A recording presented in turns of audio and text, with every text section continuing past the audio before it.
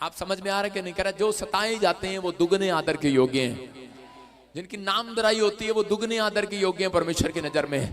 परमेश्वर उन लोगों से प्यार नहीं करते जो घर बैठकर टीवी देखते हैं, घर बैठकर लगे रहते हैं यूट्यूब पर, बस बैठे रहे बैठे रहे। मैं आपको बताता हूं, यहाँ पर लिखा कि जिन्होंने कह रहे कि पहले भविष्यवक्ताओं को भी ऐसे ही सताया था, बाइबल में क्लियर लिखा, झूठ बोलकर।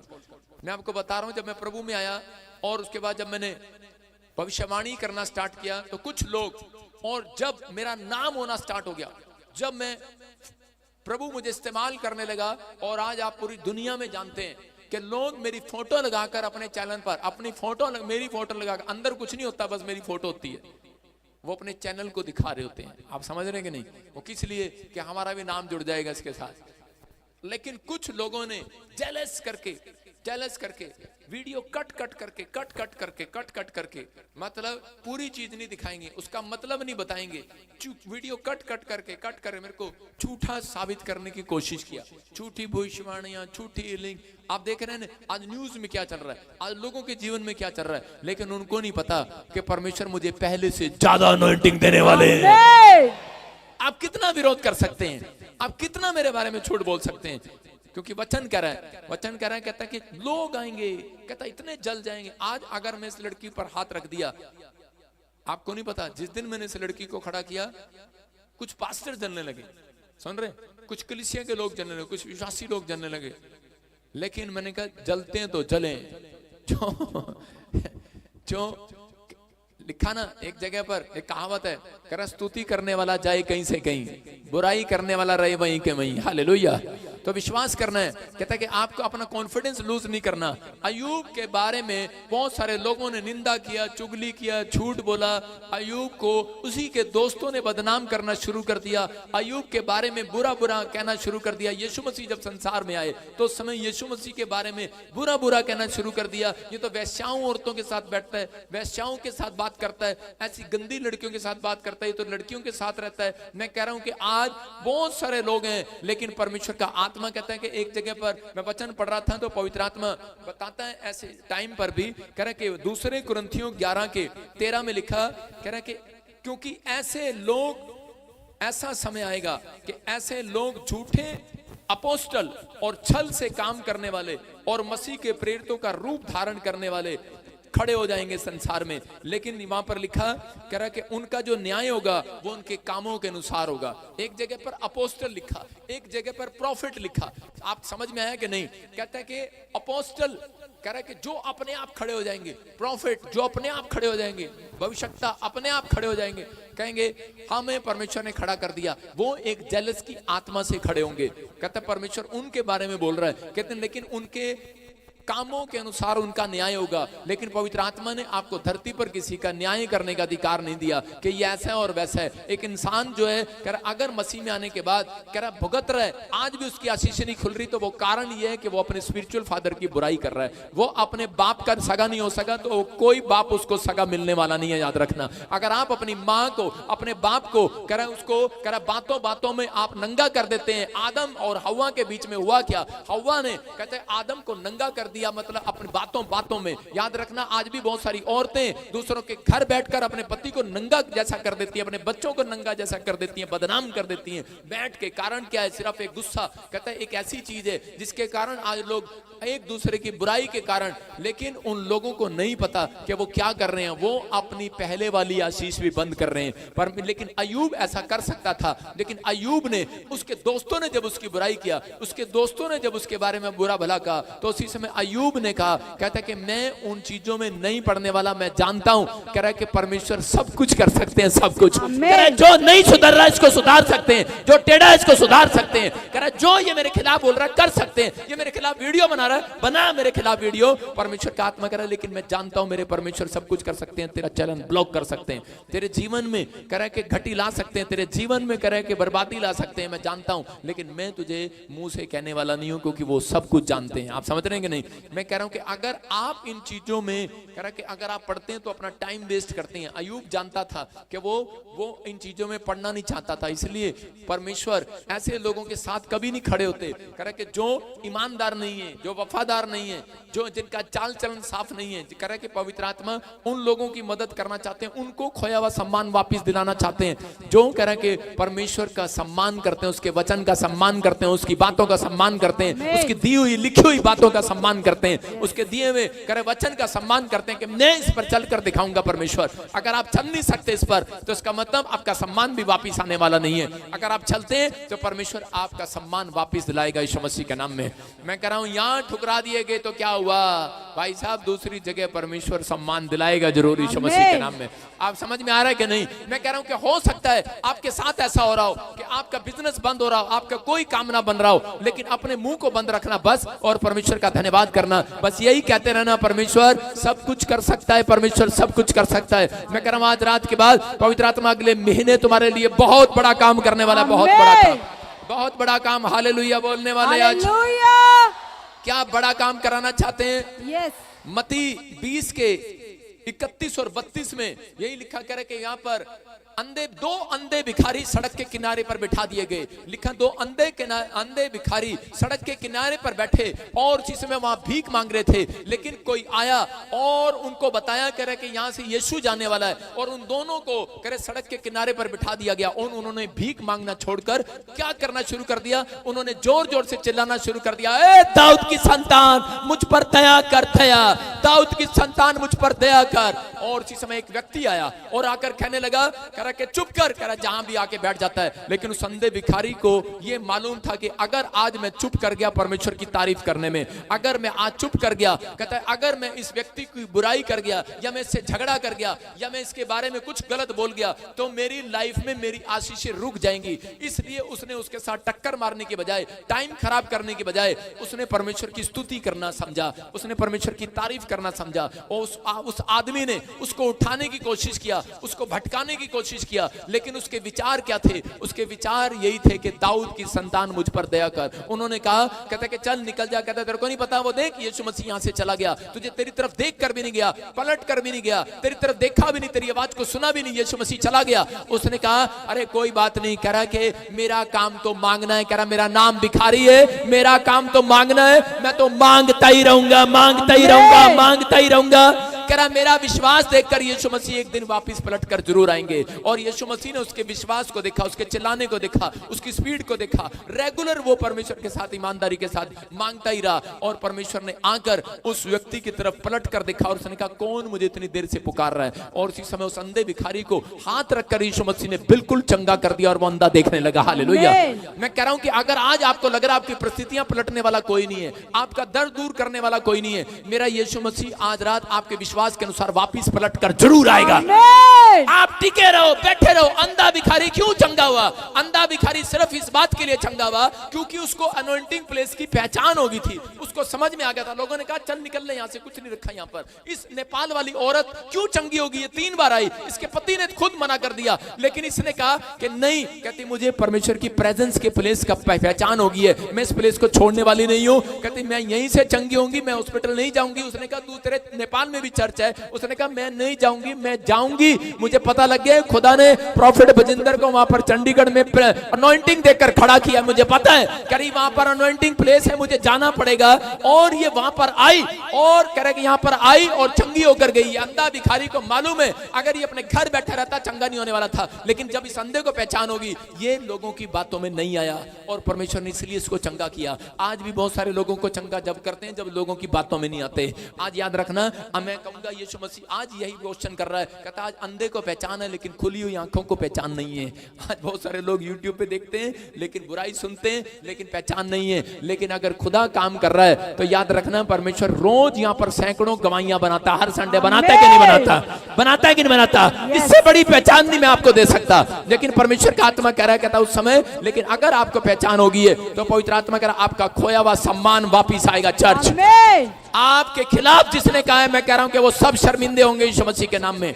प्रभु इस्तेमाल करना जानते हैं। कील देखिए आपने, कील को जब दीवार में ठोकते हैं, एक कील सीधी अंदर चली जाती है, दीवार में चली जाती है ना। कितनी आसानी से चली गई। लेकिन मिस्त्री जो है वो कील को इस्तेमाल में लाना जानता है, वो उसे पकड़ के ठिस करके ठोक देता है। लेकिन कई कीलें जो होती हैं ऐसे टेढ़ी हो जाती हैं, लेकिन उसके ठोकते रहो ठोकते रहो ठोकते रहो, टेढ़ी हो जाती हैं। लेकिन कई समझदार लोग क्या करते हैं, उस कील पर कपड़े टांगना शुरू कर देते हैं, उनको इस्तेमाल में लाना जान लेते हैं। कोई उनका फट्टा बना लेते हैं, कोई उनके पहिए में इस्तेमाल कर लेते हैं, कोई टेढ़ी कील का इस्तेमाल करना। मैं कह रहा हूं हो सकता है कह रहा कि आप एक ऐसे व्यक्ति हो जो आपके जीवन में बहुत सारा कुछ टेढ़ा पड़ा हो, आपके काम टेढ़े पड़े हो, आपका बिजनेस टेढ़ा पड़ा हो, लेकिन परमेश्वर सबको इस्तेमाल करेंगे आज यीशु मसीह के नाम में।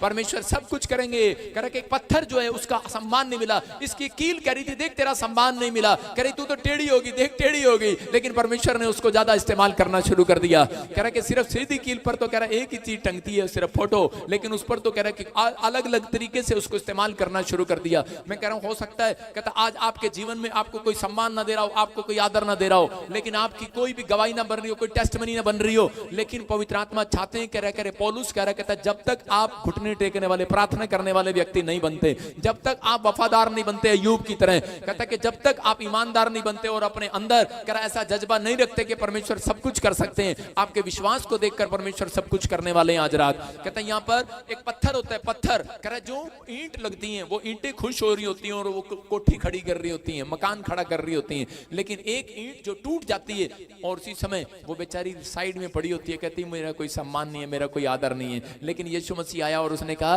कह रहा कि इसी के द्वारा इसी को पत्थर कह रहे दीवार के कोने में लगा दिया जाए। हालेलुया। आप समझ रहे हैं कि नहीं? वो कहता है कि तुम जैसे एक टूटी हुई ईंट कहता है कि दीवार के कोने में पत्थर कह रहा इस्तेमाल में आता है, कह रहा आज के बाद बेशक तुम कितने भी टूटे हुए हो, कितना भी तुम्हारा बिजनेस को लेकर, कितने भी दर्द को लेकर, बीमारी को लेकर, किसी समस्या को लेकर टूटे हुए हो, आज के बाद कहता है तुम्हारे बिना तुम्हारे घर वालों का कोई भी काम नहीं बनने वाला, तुम उनके काम आओगे कॉर्नर पर, तुम उनके कॉर्नर पर काम आओगे चर्च, तुम वो पत्थर बनोगे, तुम कोने के सिरे का पत्थर बनोगे जो परमेश्वर तुम्हें इस्तेमाल करेगा आज रात के बाद।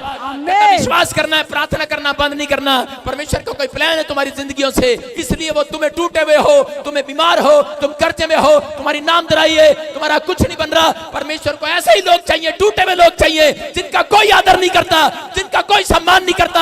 आज पूरी दुनिया में मसीह लोगों का सम्मान नहीं करता, उनको तुच्छ जानते हैं, उनको गिरा हुआ पत्थर, टूटा हुआ पत्थर जानते हैं। लेकिन याद रखना उसी टूटा हुआ पत्थर वही कोने का पत्थर करा बिल्डिंग खड़ी करेगा, वही बड़ा मकान खड़ा करेगा, बड़ी बिल्डिंग, बड़ा महल खड़ा करेगा।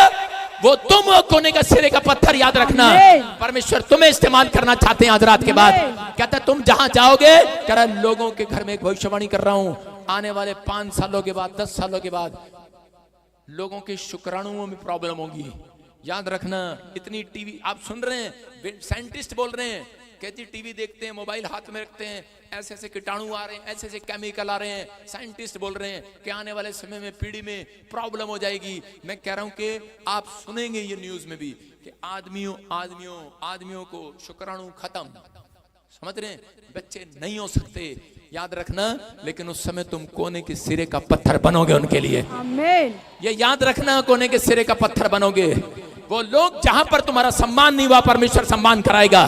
जिस गांव ने तुम्हें तुच्छ जाना वहां सम्मान कराएगा, जिस मोहल्ले ने तुम्हें तुच्छ जाना सम्मान कराएगा, जिस देश ने तुम्हें तुच्छ जाना तुम्हारा सम्मान कराएगा, जिस जात ने, जिस धर्म ने तुम्हारा अपमान किया, सम्मान करेंगे वो लोग यीशु मसीह के नाम में। बुलाएंगे और प्रार्थना कराएंगे, कहेंगे तेरी प्रार्थना से आज बच्चा हुआ यीशु मसीह के नाम में। आपको बुलाएंगे, याद रखना।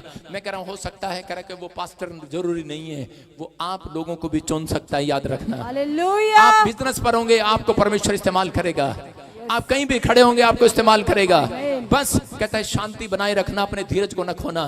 पवित्र आत्मा यही चाहते हैं कह रहे कि आज बेशक तुम कितने भी टूटे हुए हो, कितने भी बीमार, कितने भी समस्या में हो, लेकिन परमेश्वर आज आपको ऐसी बुद्धि देंगे। याद रखना कि परमेश्वर से मांगने बगैर वो पावर नहीं मिलती। आपको प्रार्थना करना बंद नहीं करना। सुलेमान के बारे में जब हम पढ़ते हैं, पहला राजा उसके 3रा अध्याय उसके 16 से लेकर 18 तक कि एक जगह पर परमेश्वर ने देखा कि पुराने नियम के अंदर बड़े बच्चे को राजा बनाया जाता था, बड़े बच्चे को सम्मान दिया जाता था, छोटे बच्चे को सम्मान नहीं दिया जाता था। और उस समय में परमेश्वर ने उस औरत के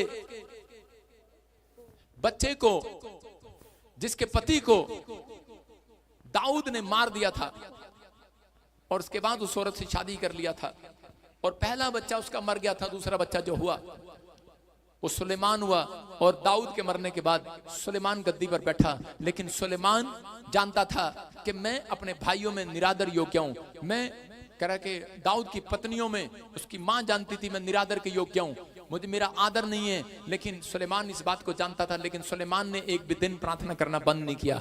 सुलेमान ने परमेश्वर से प्रार्थना किया कि परमेश्वर मेरे बाप की जगह जो मुझे गद्दी मिली है, कि दाऊद ने जो सुलेमान को चुना गद्दी पर बैठने के लिए, तो उस समय में उसने प्रार्थना किया। उसने कहा परमेश्वर मुझे ऐसी बुद्धि दे कि परमेश्वर आज के बाद कहता है कि परमेश्वर कि मैं लोगों का न्याय कर सकूं, मुझे सही बुद्धि दे प्रजा को संभालने के लिए।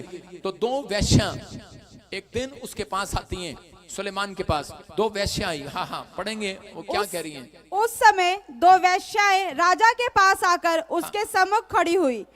उनमें से एक स्त्री कहने लगी, हे मेरे प्रभु, मैं और ये स्त्री दोनों एक ही घर में रहती हैं और इसके संग घर में रहते हुए मेरे एक बच्चा हुआ।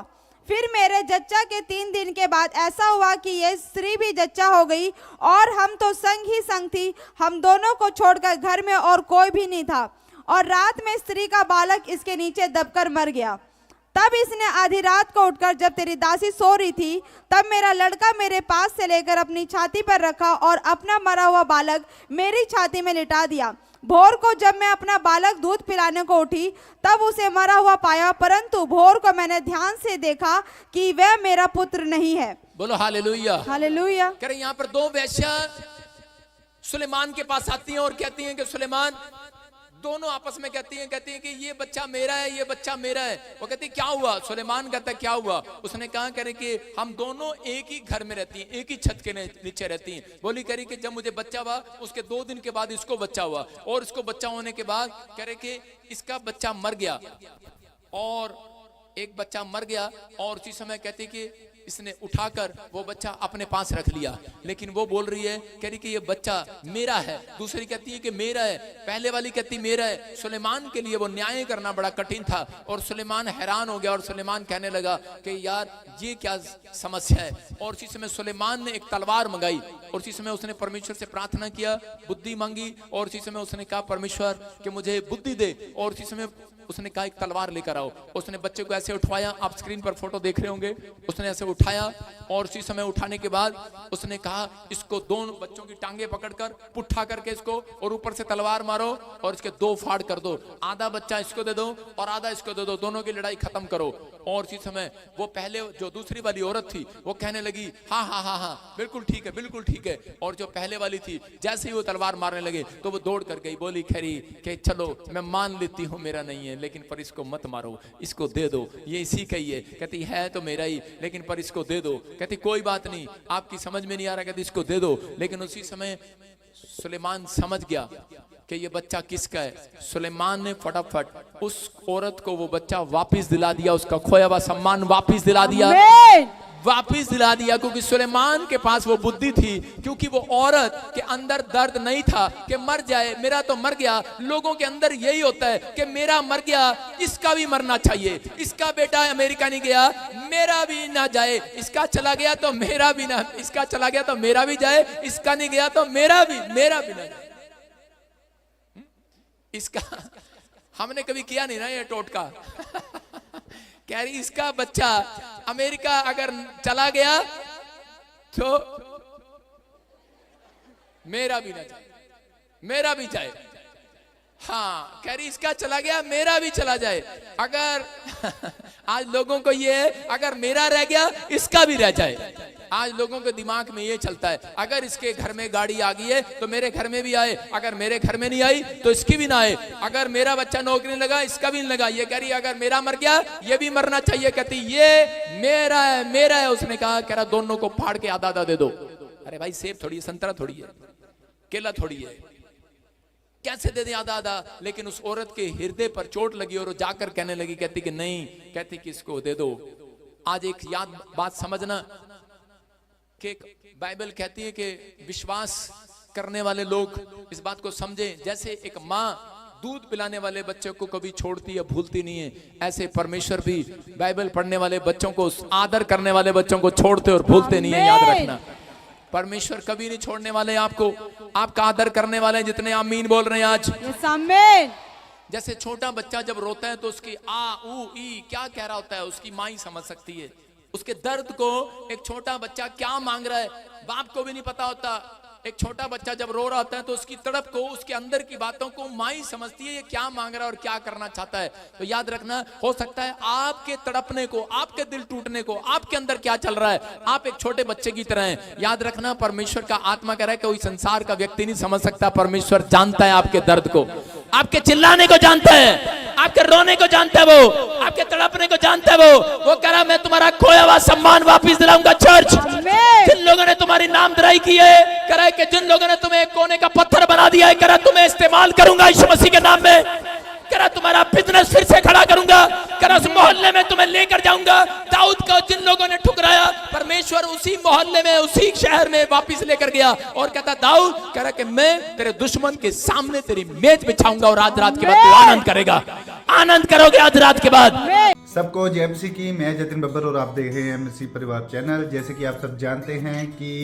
मैं इस चैनल पे प्रभु के अलग अलग दासों की वीडियोस डालता हूं, तो अगर आपको हमारा चैनल अच्छा लगता है तो आप इस चैनल को ज़्यादा से ज़्यादा सब्सक्राइब जरूर करें, ताकि आप प्रभु के वचन को सुन सके। वीडियोस को ज़्यादा से ज़्यादा शेयर करें ताकि जिन लोगों तक वचन नहीं पहुंचा उन तक भी वचन पहुंच सके। सबको जय मसीह की। एक बार मैं आपसे दोबारा कहूँगा कि इस चैनल को सब्सक्राइब जरूर करें और वीडियोस को ज़्यादा से ज़्यादा शेयर करें। जय मसीह की।